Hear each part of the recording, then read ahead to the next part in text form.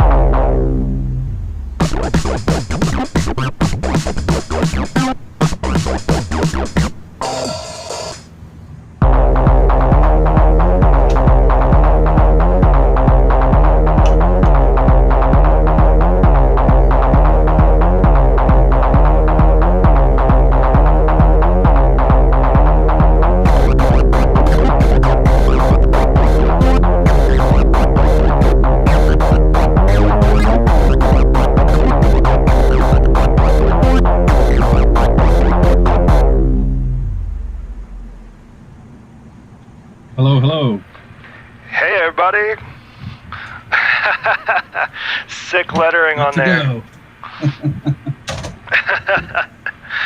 Welcome to this week, and I guess like the last 3 weeks. What the heck? What the heck's been going on with what the heck? I've been working on other stuff, and I'm bad at scheduling. Really, it's mostly the latter. That's all right. That's all right. Yeah, this only takes like 30 minutes to set up. I was scrambling to get on. I wasn't sure if I was gonna make it in time. I'm glad you did. I want to see what you did to your phone. That thing looks super rad. Hey Benjamin. Hey AJ.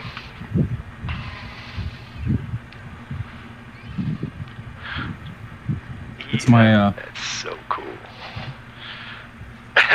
Does it still light up, or did I break down the shipping? No. It still lights up. It's hard to see with the. I've got my light on. Oh yeah. But it still lights up. Yeah. Yep. That is a Hex 7 special. If you send me your phone, I will make it into a microphone. I will not guarantee how good it will work or that it will work, but I will try. Hex 7 Industries. Yeah, I found the little Easter eggs in there. I kind of forgot about that, but I wish. Actually, I think I showed people on the live stream when I was building it. But one of my favorite things about that phone period is that there's like 3 stacked metal plates on the wall mount to add weight to it so that it doesn't slide around too much. Yeah. Yeah, I almost destroyed it getting it open because I didn't see those hidden screws under the tiny little label. Yeah. Yeah, no, I ran into the same thing when I was trying to get inside of it just to check it out. You know what's funny is like I actually have experience like with this one, with this one. I guess I forgot to put those screws back in there. Yours is all good, but this one, somehow those screws evaporated, so like I was using it one time during a stream and it like fell in half in my hand. So now it's just got some electric tape holding it together, which is perfect. That works, yeah. Yeah, so what's new with you? Not much other than my emergency phone, the hotline, EMS hotline. EMS hotline. That is sick. I like the lettering. That's way better than what I would have done. Mine would have looked like my dog drew something on it. Like. So, it was actually really hard. And I had initially gone for it was going to be my what the heck phone for WTH. So yeah. I put on the T in the middle, and then I put on the H. And the W, I messed up in the placement, and trying to pull it back, it ripped. And of course, it came with a pack of letters. Like almost everything is doubled up, but there's the W. There's only one of. Well, that's because who uses W? Right. So. Yeah, no, I appreciate the effort, but it looks pretty dang rad with EMS on there. That's a good combo of letters. Yeah. So that's new, and what I actually have it connected to the little. How do you pronounce the Bastl? BASTL. That's how I say it. I don't know. I always think of it. It's like maybe is it like Castle or Bastl? Yeah, I think it's Bastl. Like that's how I say it. I pronounce the T. It's probably wrong, but it's fine. Right, but I have it going into the dude mixer. Which then goes, right now I have it going into my AI synthesis stomp box adapter. And that's how I'm bringing it into my modular case. That's cool. Can you just go straight into the stomp box adapter, or does it need extra gain? That's a good question. I didn't try that just because I was also trying to get another microphone in the system, so that's why I was using the little dude mixer. Got it. But I haven't gotten that to work right. I wonder if there's like a, because the second I connected this phone by picking it up, my mic cut out. Yeah, see, like it gets weird. I don't know if there's some issue with that. So yeah, I just only noticed that now because I never use them both at the same time. So Schmooster's saying he doesn't pronounce the T, Basil. No, it's Basil. Like the Basil Castle. Like castle. It's like how I say mountain. I don't say the T. You just kind of pause there for a second. Right. But what I was trying to do is somehow get it so then I can use it during this broadcast as well. And that's what I'm having some problems with. But that's, I think, on my laptop side of things. Okay, well, I can tell you how my current setup is, and I've done it with both the Bastl Dude and this other crappy mixer that I'm not going to mention because I don't want anyone to buy it. Not that anyone would buy it because I said it, but it's just a bad mixer. But what I've been doing lately that makes my life way easier, instead of like trying to do loop back and stuff on the Mac, I just take an audio cable out of the Mac, go into like my secondary little mixer, like the Bastel dude. I take an audio out of my main mixer and also go into there, and then that goes into these headphones, which is how I do it, so that I can hear you without there being like any audio coming from the laptop going through my main mixer, because my main mixer is going into the computer. Okay. So I gotta get audio from my mixer also going through the Basel. Right. So I would send your audio from all the like your main mixers into the Basel, and I also and the computer as well, so that you can hear the computer, and then that's what you're getting through your headphones, and then the microphone you can put wherever you want in that mix somewhere. I see. Okay. I'll have to play with that then. There's probably a more elegant solution, but I tried software, and there was always like a little bit of lag between my talking, so I just got fed up and was like, yeah, right. Use these other mixers that I don't use that often. I did get a chance to put this bad mamma jamma Bastel dude to work a couple weeks ago at DEF CON. Robbie and I were jamming in the hallway. He'd brought his modular, and I brought like my OPZ and my laser theremin and a couple other sound things, and we were just having a blast. Yeah, so did you guys record that? We did it, and the primary reason, I mean, there's a few photos and things, but the primary reason is like folks are really sensitive about filming and photography at DEF CON. Yeah. And so, also there's just a lot of people. But it was the first time I'd actually bothered to, I think 10 minutes before I left, I tried this out, where I have a module in the back called the OP Lab. So this is modular related. And so you pull off the back by turning all these rubber feet, which is kind of horrible, but also clever. Good job, teenage engineering. And there's the module itself. It's that yellow piece. So it goes in and out like a Game Boy cartridge or something. And they have different modules. Like there's one that vibrates, but I like this one because it had some CV and MIDI out capabilities. But this is the first time I'd set it to full-on CV and clock out and in, so that we could sync up our systems. Like the first night, Robbie's clock was in charge. The second night, this clock was in charge, and this had a voice both nights. But it was just a lot of fun because between Robbie's Eurorack, we had tons of people playing with the various modules on there to get some crazy sound effects. Like the BIA was particularly popular because it's easy to really go from like mellow to gnarly. And on this, I had this sort of set to mostly drums, but I because when I was clocking it, it meant folks could use the performance features. So basically I'd be like, hey, push any of these buttons while you're playing and cool stuff will happen. So like drum repeats and fills and all sorts of stuff like that were happening, and it was just a blast. But the funniest part was like the cables were heavier than this whole thing, so it was like dragging it around a lot. Yeah, so that's the first time I've literally tested out for like 2 seconds before I left the house, grabbed a bunch of cables.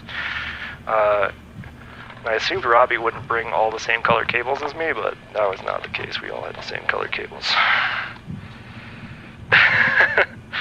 Not yellow. Like my Eurorack cables are all white, because the yellow in Eurorack cables is kind of it's a nice like springy flower yellow. Like it's a little bit lighter usually. At least the ones I have. Yeah. Like for comparison, I don't know if you'll be able to see it, but like in this light, but the skinny one is slightly different. But yeah, it's a little softer. Yeah, and it's nice. It's just most of mine are white. It's a little more contrast. Anyway, we always talk about cables and stuff. Yeah, so that was the first time I'd ever touched a Eurorack in front of other people. Okay. So that was fun. Yeah. Yeah. Or that's played really with cool. somebody else's Eurorack. Like, it was fun to like sort of jam around and see like what kind of things are functioning. Like actually check out the sequencer and things like that. So he had the black sequencer there. Yeah, I had the black sequencer, a handful of voices, and one of the really really cool things that we did was I had brought this laser theremin badge. Oh yeah, I wish I got more time on the Black Sea.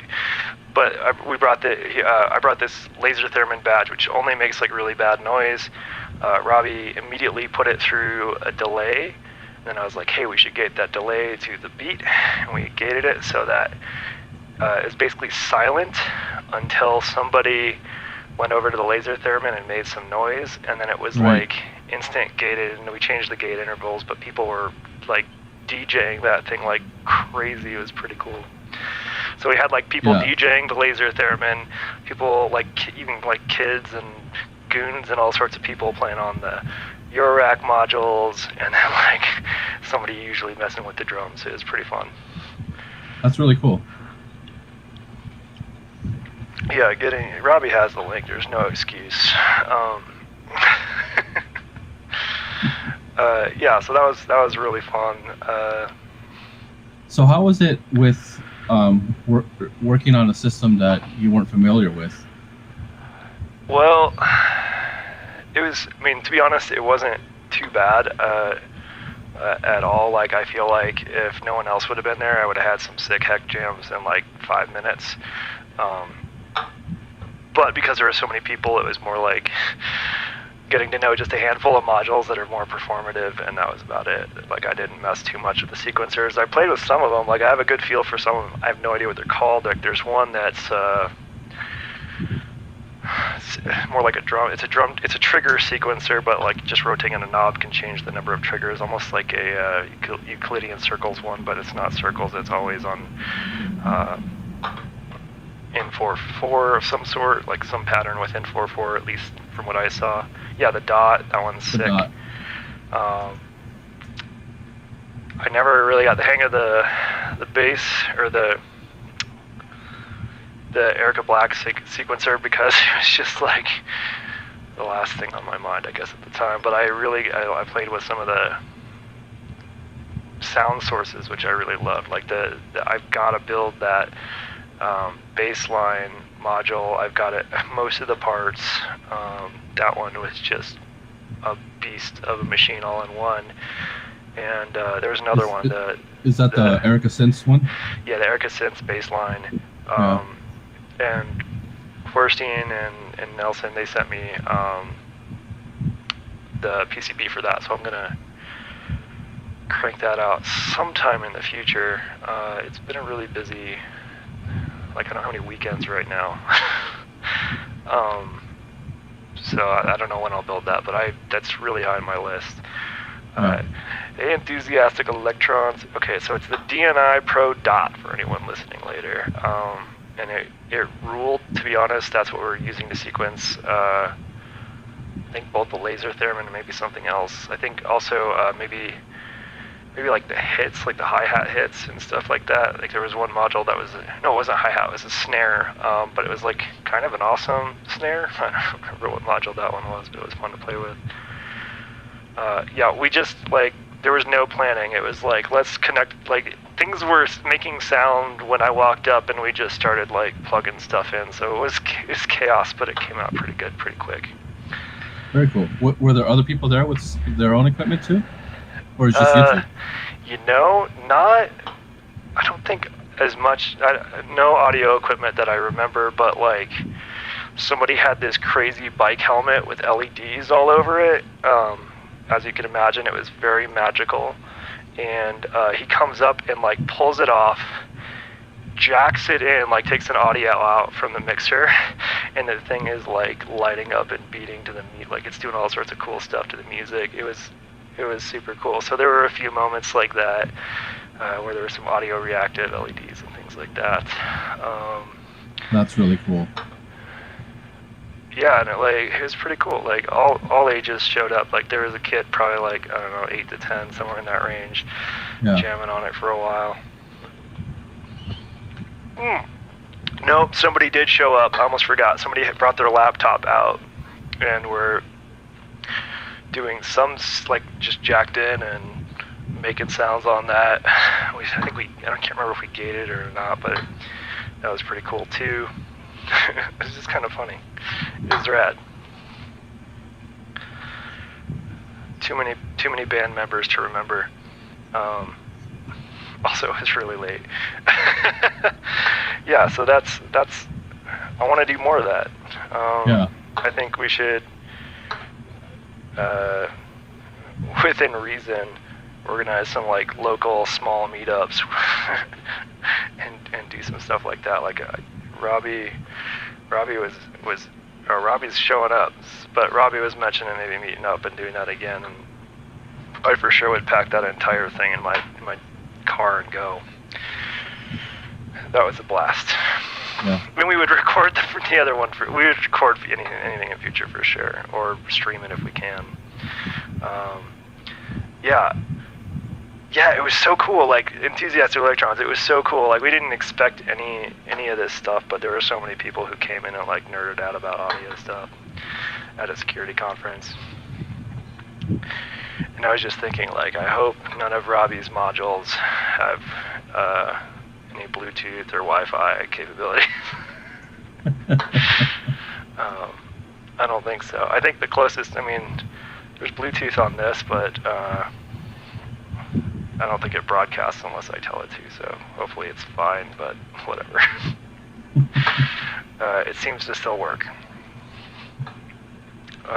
Yeah, so that was the DEF CON thing. Oh, here we go. We have a third person, maybe? All right. Here, I'll put some names up. There we go.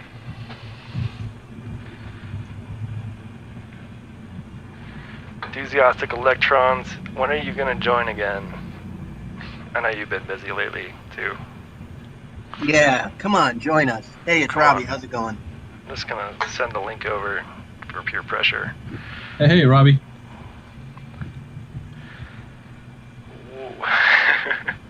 Hold on just a sec. I'll keep talking about it because it was a really amazing experience. I'll keep talking while you're doing stuff. Okay. It was really cool. I realize my video isn't working, but That's all right. It was really exciting to share clock, but it was more exciting to be there in person with another human. And so I completely had no ability to think or plan. So it was just pure instinct. But like, I'd really love to, like, even if we just took like 10 minutes and just decided, hey, you do a drum beat and I'll do a bass line or work out something. But it was so much fun that I went crazy and we just went right away. But it would have been so much cooler if I could have like resisted the urge to jump in right away. If we had spent like literally 10 minutes like coming up with even like a bass line or something. Yeah, just any amount of planning.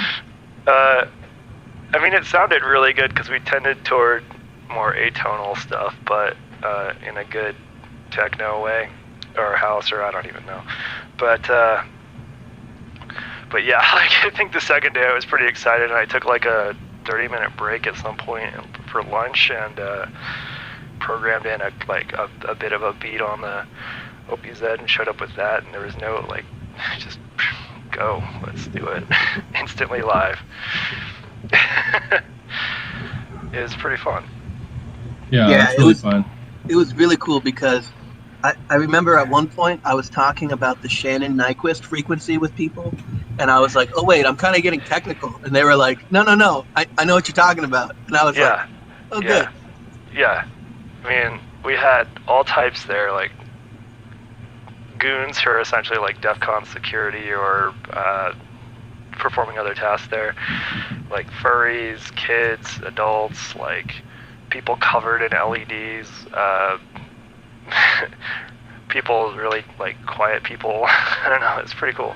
Yeah, I definitely liked when the furries came by. There were like 5 people in really elaborate furry costumes, and they kind of hung out for a little while.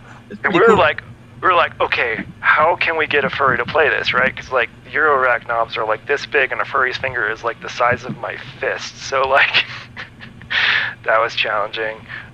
We got him on the what's that one with the big buttons that I'm forgetting the name of?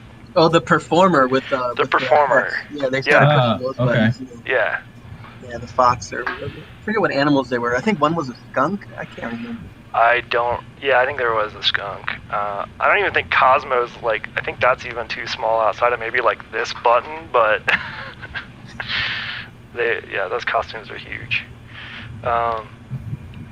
You need to adapt one of those floor pads and adapt that so they have controls. You know, that's not a bad idea. I wonder if I could make like a real DIY crappy one that like would be easy to roll out. Yeah. So I know, I don't know how he did it, but Alex from WMD, maybe two years ago, when they had their second annual event in person, he made these like pyramids, really tall pyramids, and they had touch points all over. And then he ran all the cables then into his system, and it was designed so people could come up and play with it. And there's a lot of kids there that would come and interact with it. So I know it's doable. I just don't know how. And now is WMD Alex like Nasty Nacho? Yeah, Nasty Nachos.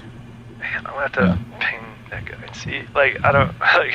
It'd be cool to borrow that, but like, I'm more interested in finding out like who made it, and how hard it was. Yeah. I can't imagine it's too difficult, but I have bad imagination. Which serves me well. Yeah.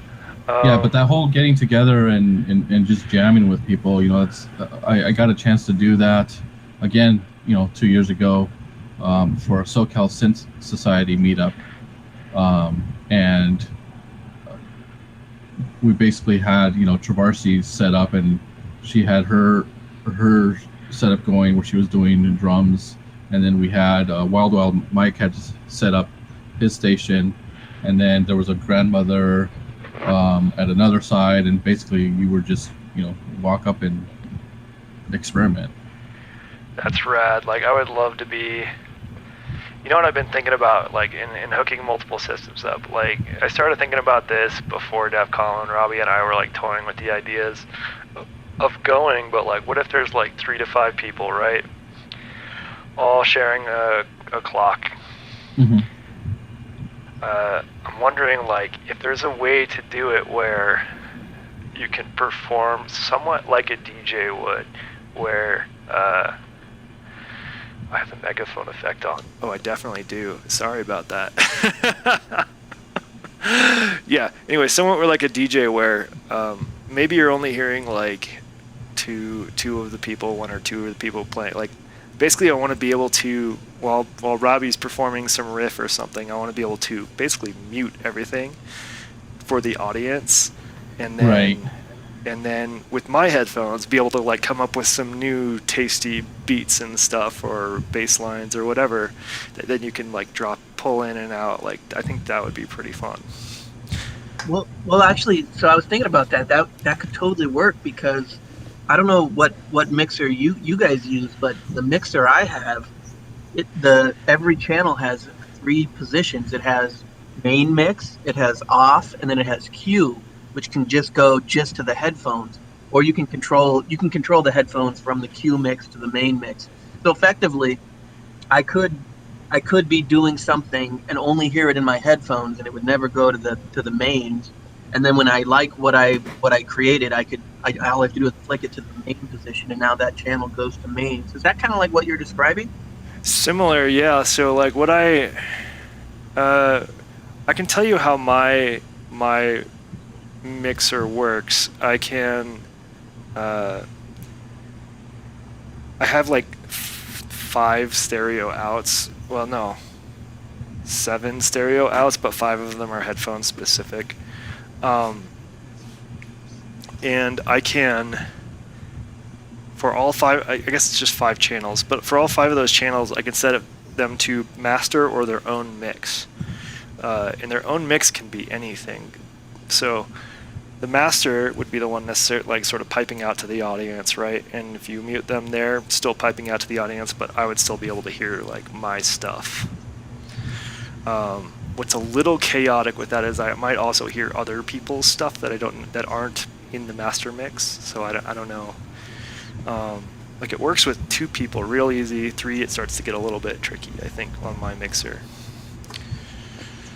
But that's something I think could be figured out pretty fast in person. Yeah, Benjamin is saying pre-fade listen and a crossfade. And a crossfade, yeah, like a cue. Like, I guess DJ mixers are probably much better for this kind of thing versus, like, mine's just it's a Zoom L12, which is not even close to a DJ mixer.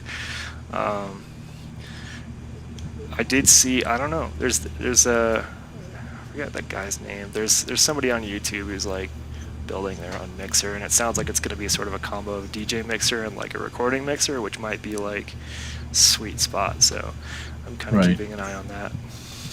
That mixer that's being built, is it a Euro rack mixer, or is it a normal line level thing? This guy has all sorts of gear, so I think it's going to be outboard gear, not Eurorack. Sorry, Robbie. But I mean, I think once you get to that size, you need some outboard gear to handle it, and someone. It probably wouldn't be that hard of a module to make.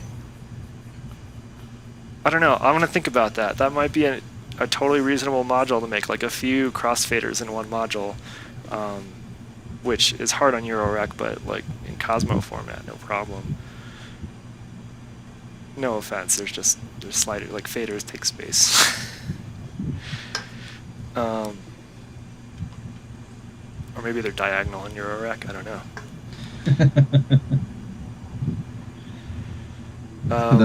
That's the extra module you got to add on. Yeah, I mean, I need another tier, like, that high somewhere for all the extra stuff I want to build.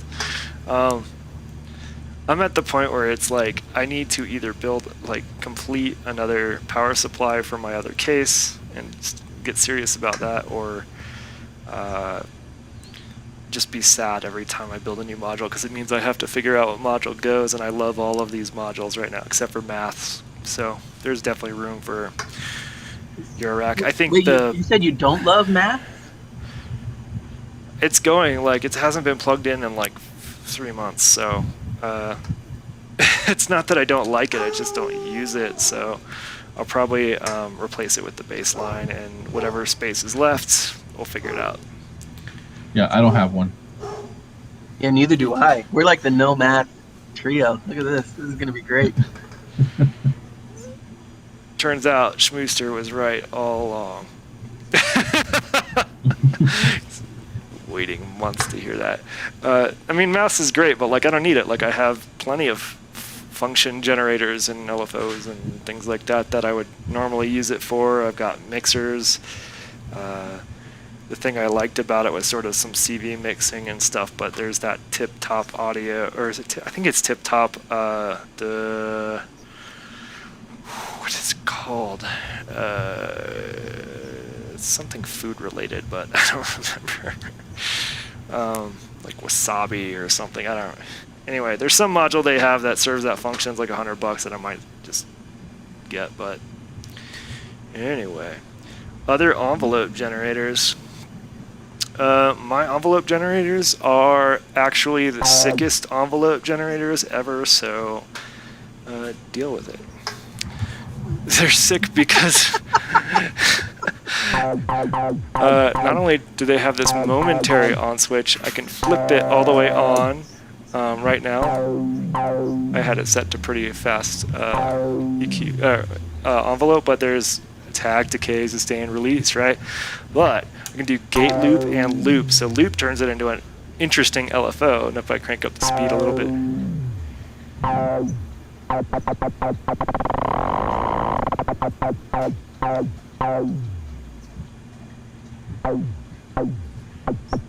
So like, and there's also the gate loop, so that's like as long as I hold it down, it'll loop, which is really nice to sort of crank that up. Anyway, that's my envelope generator. Really basic, but sick. I have a similar module. It's called the Nano Quart, and it's 8 HP, and it has 4 envelope generators in it, and each one has 2 knobs, attack and decay. And by default, if there's nothing plugged in, they loop, right? So it's just an interesting LFO generator thing. But if you plug something in, it can take a trigger, and then it follows those. And actually, there's a 3-way switch to go from short, medium, and long envelope lengths. So you can make a lot of different lengths of envelopes. So I have those 4. So clever. I really like the switched jack functionality where if nothing's plugged in, it's just a regular LFO. Exactly. Yeah, I think it's super smart. And then I actually only have one ADSR, but that's because typically I either need only attack and release, or I have 2 of the modules I have built-in envelope generators. So yes. Yeah, the built-in envelope generators are really nice on some of them, especially. Yeah. I really like having, I would say most of the time I don't need an ADSR, I need like an attack release, like you said, like you probably just release on most things. But for like the bass, I think lowering the sustain a bit makes the bass just like super thumpy. Yeah, I agree. There's something to be said for ADSR, but I think I agree with you on the other part that like 99% of the time, I just need some release. I just need a little bit of slew on that trigger. I'm good to go. Yep. Yeah. Yeah, that's totally. And as far as slew goes, that was what I was using maths for initially, like crazy. But then somebody on the Look Mom No Computer forums came out with this beautiful set up here, and I have some down here of different like sort of utility modules, and I got 2 of each, but there's 2 glide modules that are always in use. There's also 2 sub-oscillator modules that are always in use. Yeah, I love glide. Like, even on this bass. Like, just a little bit of glide sometimes. Feels so good. Anyway, slew. Yeah, the Erica Synth Black sequencer has a pretty interesting and pretty capable glide thing, but I find it just a little bit confusing to use. I mean, it's not nonsense, but it's a little bit counterintuitive to the way I want to use it. I can't even describe how it works, but it takes some fiddling to make it work just right. But when you glide between notes, it can add a lot of character. I love that. Yeah, it totally changes the character of the sequence. But I also find glide is similar to ADSR, where I only need like if this is the scale of gliding, I only need like this much most of the time, like off or like slightly on. Yeah. Occasionally that changes if I'm like, okay, let's have a siren, like ooh, like that's. I mean. Yeah, it's definitely one of those tools where a little goes a long way, and yeah, it's fun to do some silly extremes, but musically, you just need that little bit to just kind of give it a different sound than your staccato type notes constantly playing. Yeah, Jamie, I'm just gonna call him Clyde now, especially if it's like a not super great glide module. That's going to be my Clyde module. You have like slew, which is like very, I don't know, that sounds like technical and sewage sort of term. And you've got glide, so it's gliding between notes. Then there's portamento, which I guess if you're Italian, it sounds great. But Clyde, that's the sweet spot. Clyde Drexler, man. There we go. Yeah. We need a quad Clyde. The quad Clyde. That's too many Clydes. You only need 2 at max. Yeah, I think more than 2 glides should be.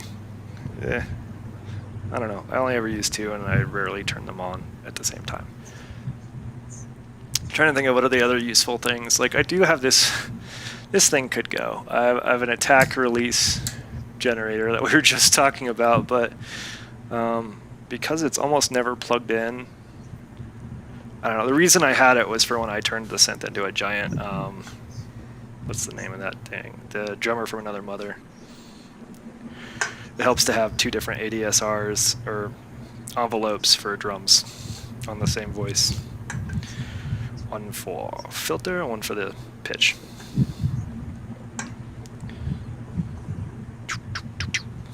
Delta V is 2 channels with a shareable trigger. Ooh.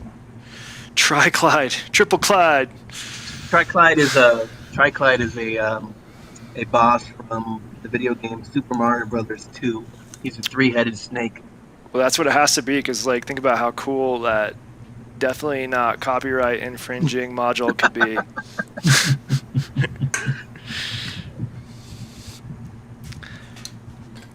Only 2 are real people.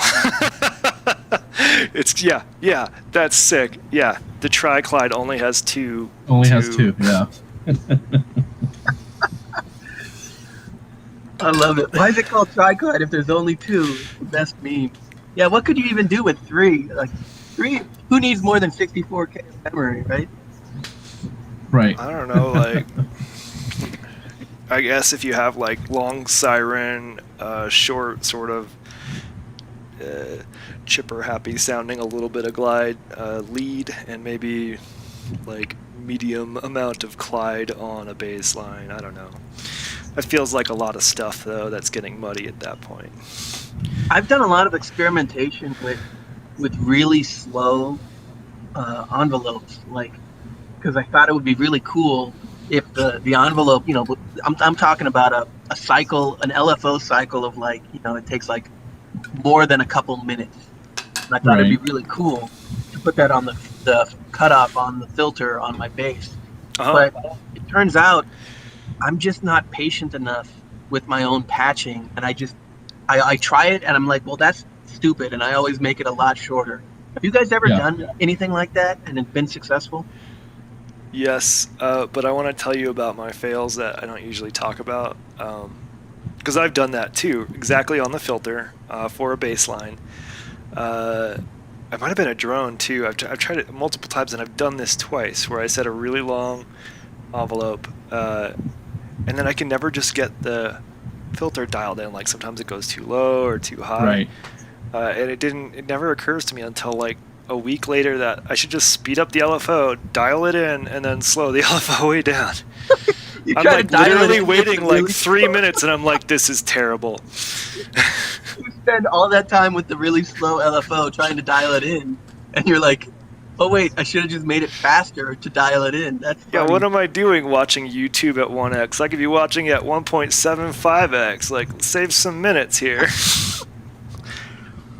That's funny. Yeah.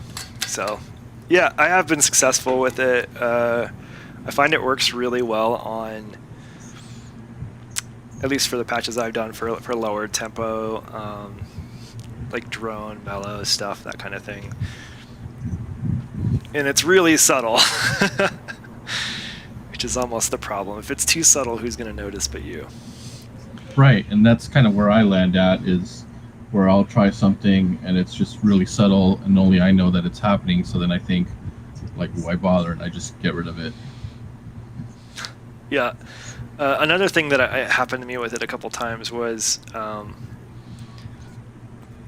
sometimes, like, I'll be messing with the filter just a little bit after I've got it all set up and going, and I'll forget, like, there's that really slow LFO going, so I'll, like, raise the filter a little bit too high.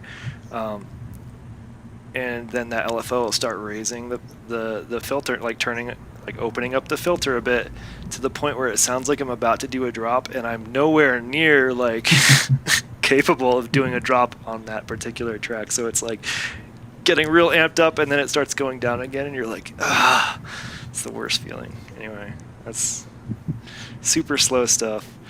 I also like the idea of like somebody mentioned like a solar cycle, like an LFO based on like your relative position to the moon.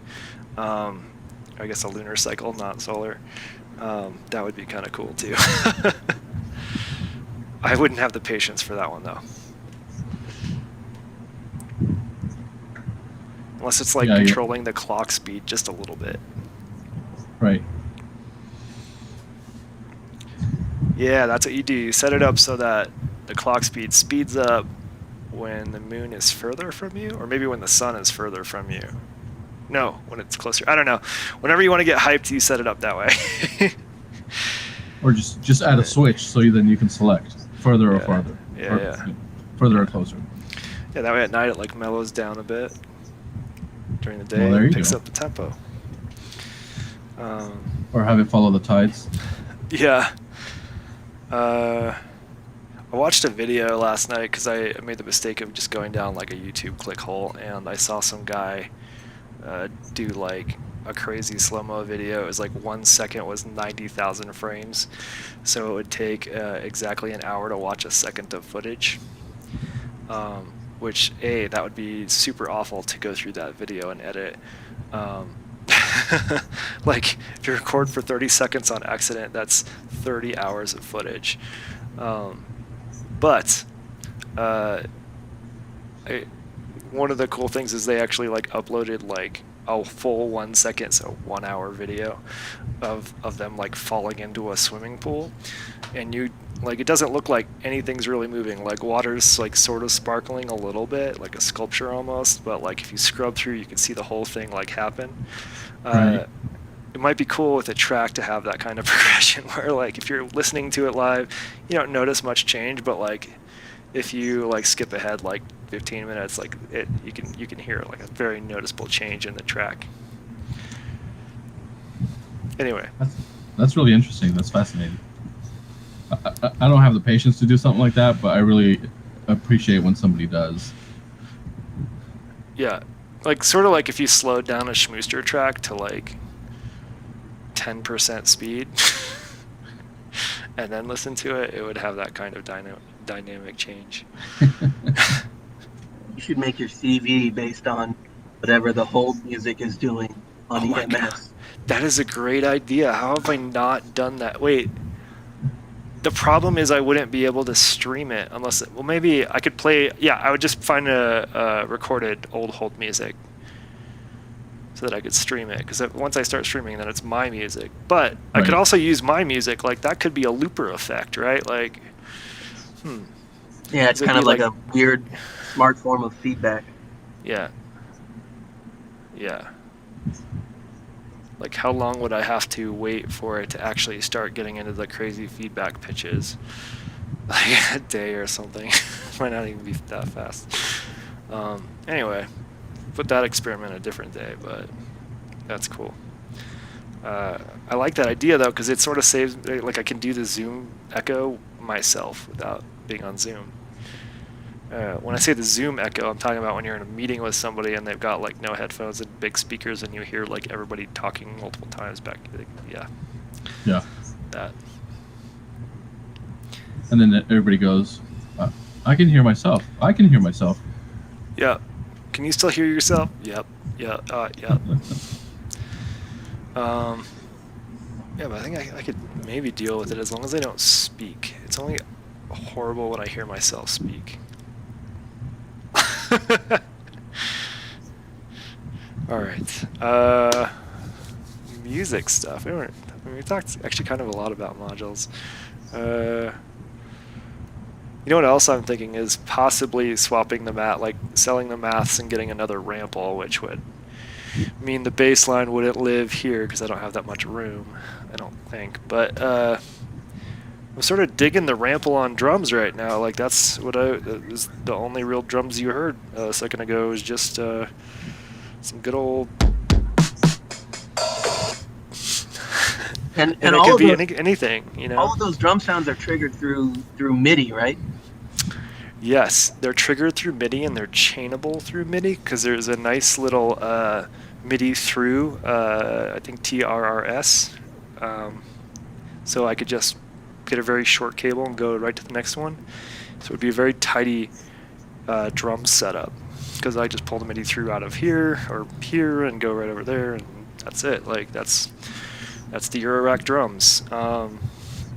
Let me ask you this: why do you need a second one though? Don't you have like 8 or 16 sounds on a single rample? That's a hard question to answer. Yes, I have 4 sounds. So there's essentially 4 drum tracks per rample. If you have stereo audio in there, it goes down to 2. For whatever reason. So like the reason I want 2 is so that one can be sort of full-time, like the drum essentials, like the best of drums, where I cycle between various drum sets. And the second one would be like like some of my favorites up here. Just a second. Like these friends. Furbies, I love like those. Those are classic, instant like classics. yeah, like because they're fun to like really mangle, or like with the like I don't know. So I think having one on full-time drums, a second one potentially as additional drums when I'm really feeling D and B, or more likely just like other sound effects and things like that. Have you looked into the 1010 Music Bitbox and Bitbox Micro? Because those can do either 16 or 8 samples all at once. No, I haven't. I should look into them. I guess what I sort of like about the Rample is that there is a good amount of control. Like I've been learning it better and performing more with the thing as I play, and I'll check it out. But I really want there to be like a lot of audio mangling controls, performative controls, that kind of thing. I'm trying to replace the need to bring my drum brute impact on the road because the thing is sick sounding. Although I think that through actual proper PA system would like blow my brain out. It'd be amazing. Like the bass on it, just like when I put on my nerdy subwoofer vest, it like shakes me. Or you have like a sub pack thing or something? I do. I actually liked it so much I pre-ordered the new one like a year and a half or something ago. Maybe longer, but you know, chip shortages and stuff. The new one you'll probably see more. I like the new one because it could be a chair or a backpack, or and it has a lot more nicer wireless capabilities. This one doesn't have any wireless, I don't think. Might be Bluetooth, but that's so delayed and laggy it's unusable. Don't do Bluetooth, not even once. Not even once. Hey, Bartok, what do you have for samples? I don't really do a lot. Well, I guess for like my drum samples, I have the Erica Pico drums. Oh yeah, the Pico Drum 1 is a sample-based thing. The 2 is, I think, analog synthesis, Yeah, but the first one is samples, right? Yeah, the first one is samples. So I have 2 of those, and then I guess technically too the 2 HP Play. Yeah. I can have samples on that. Yeah. But I don't do a lot of stuff with samples other than the Pico drums. Right. Another thing I could do is get a couple Pico drums, and just to be like a kick drum and a snare or something, so that I can turn the Rample into Furbies when I need to. Right. And then I probably would have room for like the bass line or something like that. So there's options. I particularly like MIDI for drums though. Like I gotta say, It's really nice. Yeah, the only annoying thing about the Pico drum is that the USB connection of, well, first you need a special little programmer, which I have here, Yep. and But it plugs in. Yeah. It plugs into the back of the unit, so you have to remove it to connect it to your computer and load samples on. And I kind of wish that somebody would come up with like a little module that would let you run it as like a little 2 HP module or something. But you need this device. Right. So, I don't quite have that, but with the big honking button, which is also a sampler, set to a goose by default, which is the perfect sound. It also can be, like, you put a different sample on via USB, but it's also on the back, and not just because of the custom panel, that's just where it is. And I think that's pretty common on many of the samplers I saw when I was looking. The Ramples is notably on the front with an SD card, which is fantastic. It's similar to the Morphogene, where you could pop it out. Although the Morphogene, I don't know what they did, but they made it very performative. Like, you can pop out and in the SD card while you're playing to do, like, as a performative thing in the Morphogene. Oh, really? Wow. Yeah, like if you want to, like, keep something in memory or keep from overwriting something on your SD card. I forget what there was, but there was some cool thing about pulling the SD card.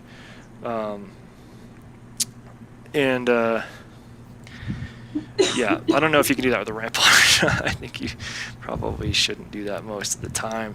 The Rample is a monster, though. Like, that, I can't speak enough praises. I think some folks have had issues with it. I have not. Like, I think that person's name that does, like, video gamey sounding music. Hold on just a second. I want to say their name because they're cool. Where am I even looking? Oh, right. I put all of my... I don't remember. But it's like... anyway. There's some person that had problems with the SD card slowly failing over time, like samples sort of decaying on the Rample. That's really weird. That's a strange problem. Yeah, that's...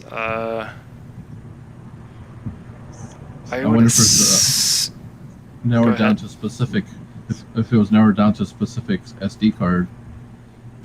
Well, it was the SD card that came with it, but I think they tried out different SD cards too. I suspect it's a software issue of some sort, or maybe like power and software or something. I don't know. I haven't had that. My Furbies still sound like Furbies.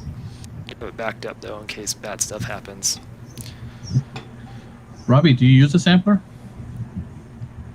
Yeah, the reason I brought up the 1010 music is I just last week got a Bitbox Micro. Oh, okay. I'm impressed. Like, I'm just barely scratching the surface with it. So, like, I really don't know what I'm doing. But you can live record samples. You can trim samples very easily. You can do low pass filters and high pass filters, and you can adjust the gain and the pitch. And there's 8 CV inputs, and they're configurable to do potentially anything. So you could trigger notes with them. You could send pitch, you could send a trigger, or you could send CV that could control any parameter on the sequence, on the sampler. But I'm just barely figuring out how to make my own useful recordings of samples. Like, basically my plan is to use it for drums. I want to make my own drum sounds and then load them in and have these kind of cool drum kits. But yeah, I've never done anything with any sampling at all, so this is completely new territory for me. And it speaks MIDI, which means I have to get something that speaks MIDI because it can do like polyphony as well. And for those watching, the Bitbox. Oh, sorry. I'm just going to show it while we're talking about it.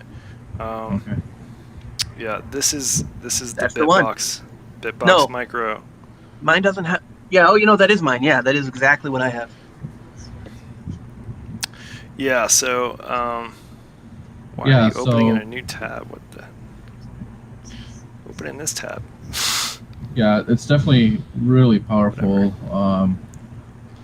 From I've seen demos of it, and it seems really well thought out, but it's also really deep. Like it's got a lot of features, and I gonna have to take I thought the time. menu thing was going to bug me more than it did. It's not too deep, but it's definitely not something that you're going to be playing with live. Like you definitely have to preset it Yeah, and then use it. So that's like the only module I have that yeah, really doesn't play live well. yeah. Why'd you go with the micro versus the MK2? Because it's smaller, and I don't. The Mark II has 16 samples simultaneously, and I was like, I don't think I need 16 different samples. 8 should be Okay. sufficient, especially when those 8 can be polyphonic. Each one can be many of I them. agree with you. I mean, hey Antone, yeah, I think 8 is a really nice number of samples, because samples are kind of hard to maintain. There's some mental overhead there. Yeah. And they're never the easiest. Like, there are certainly easier ways to manipulate them, and the bitbox sounds great. But I also, like, as soon as I saw it, I was like, yep, that's why they called it the micro, because it's gigantic. Yeah, the original Bitbox and the Bitbox Mark II are Yeah. they're pretty big. They're like the size of the NerdSec or something. Like, they're pretty massive modules. They're cool. I did look into those as well. I did like all of the inputs you can do, and the Rample does have 4 CV ins that I can assign to different things. So just about any of the things that it can manipulate can be assigned a CV input, which is kind of cool too. It also, I think there's trigger outs, I want to say. Yeah, there's gate inputs, and no, there's gate inputs as well, and for those of you who don't like MIDI, and individual audio outs. But I don't like that the individual audio outs pull the audio out of the mix out.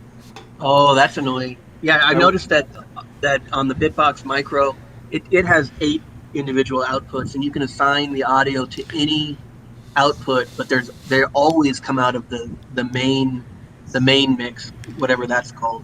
So you can always assign an output to everything.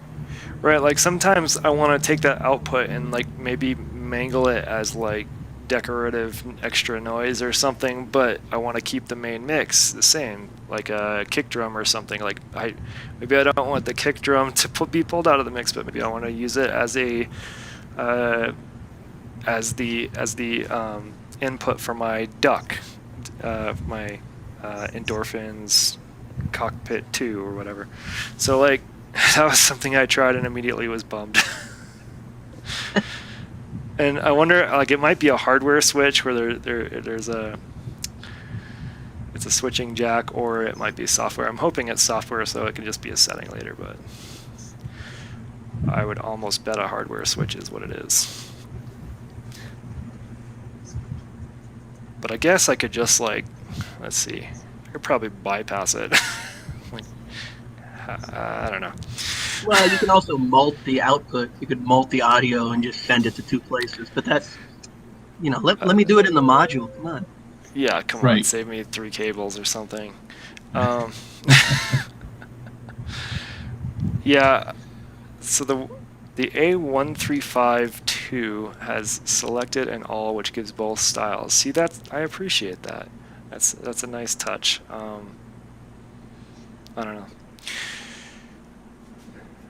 Like, I get why when you pull the drum boot does that too, which ticked me off for similar reasons. If I take audio out of, like, there's individual outs for I think 4 of the drums, it pulls them out of the main mix. But why would you ever do that? Because the drum boot is sick. Anyway. The drum boot does sound good.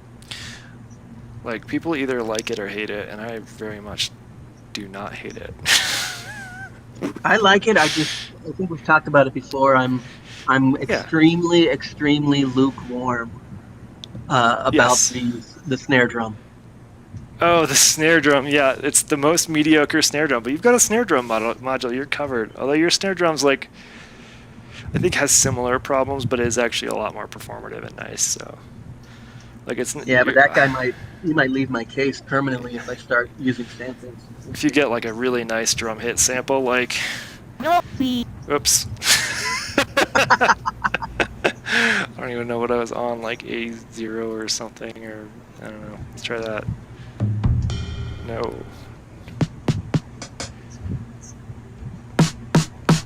Like that hits pretty good. This, so let's turn it to like that's about as hard hitting as that snare gets.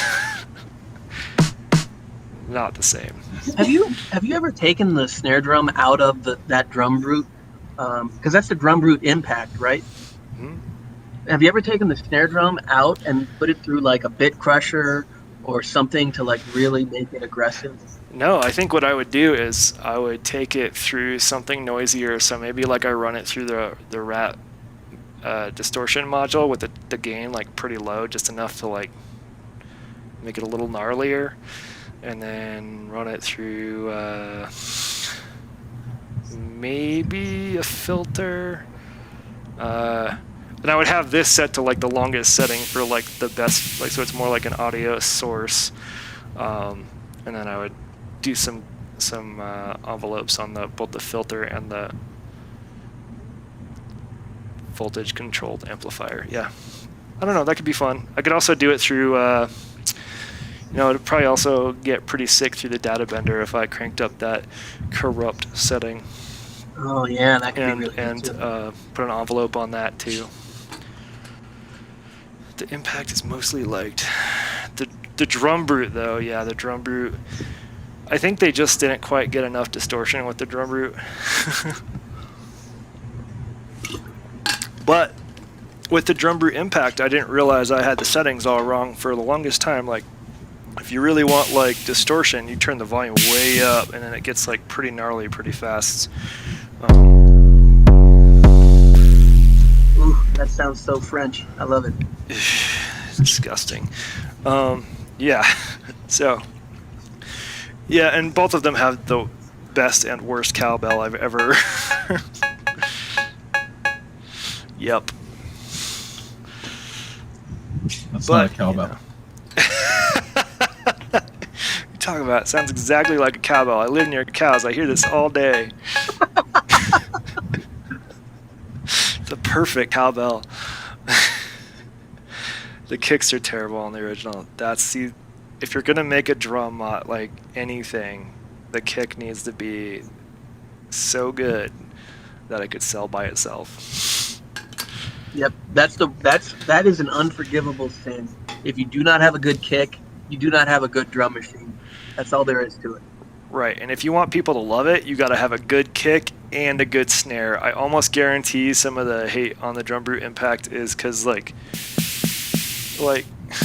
just doesn't. I mean, it's not horrible. It's not disgusting. I don't hate No. it. It's an awesome thing. It's just that sometimes you're like, wow, I really want like a really cool aggressive snare, and it's like, well, that's not going to happen in the drum brute impact. Right. It's not snappy at all. Right, and even like Jamie's mentioning in the chat, like the drum brute impacts FM drum. This thing, like, let's go ahead and do a bit of a. I don't want anything else to play. I just want that.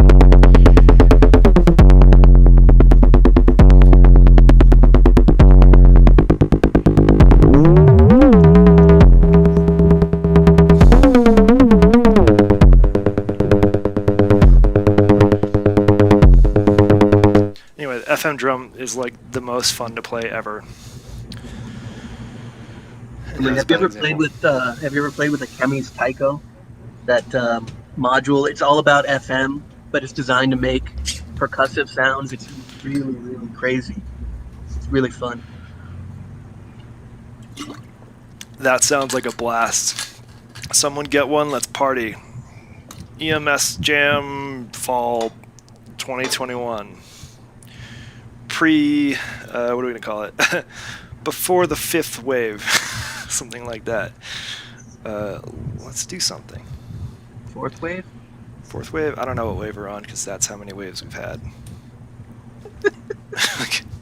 Stay at home, wear a mask. Get vaccinated. Everybody, please. Oh yeah, please do a stream session. I will be doing stream sessions. I don't know when. Probably later this week.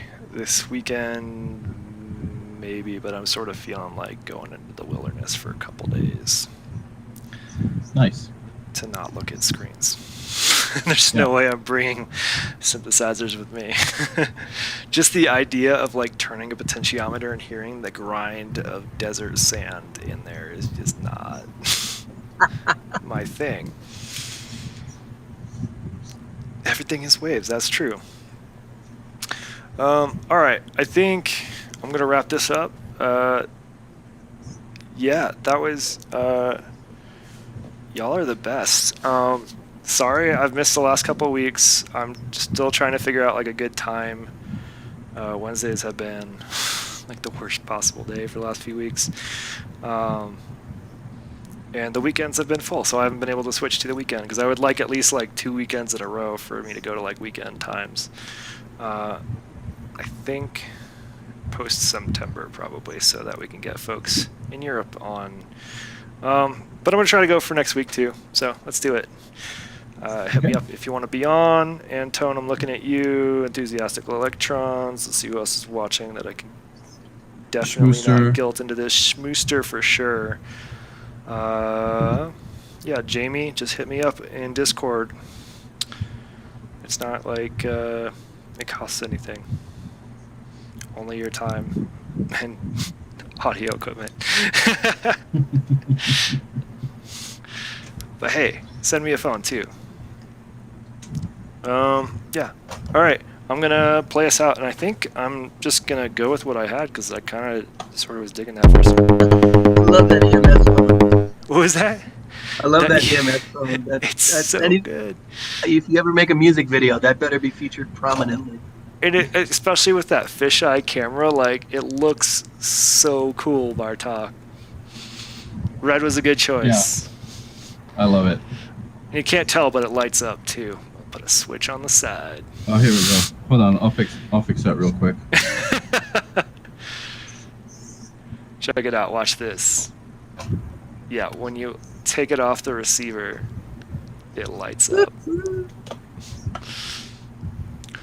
And there's no resistor or anything between the LED and the watch battery, so I don't know. Maybe pick a brighter. Who knows how long it'll last? Yeah, it's probably fine. It's only taped in there, so easy. It should be fine. It wasn't like I think you can run it till that for a long time. All right. Yeah, play us out. Yeah. What was I doing?